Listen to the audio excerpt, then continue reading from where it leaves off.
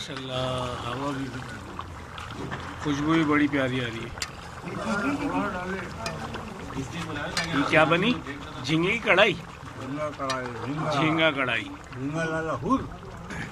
ये दो शेफ़ थे हमारे पास आज, अल्लाह रहम करे। खालिद भाई थे और इमरान भाई। आज देखते हैं। हेल्परी में तो सभी थे, जोरू के गुलाम जितने भी हैं सभी हेल्परी में लगे हुए थे।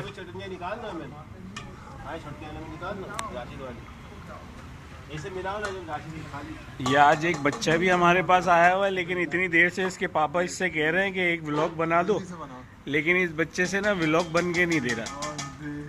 अब मैं यही देख रहा हूँ, इतनी देर से मैंने इसीलिए इसका व्लॉग बना दिया। अब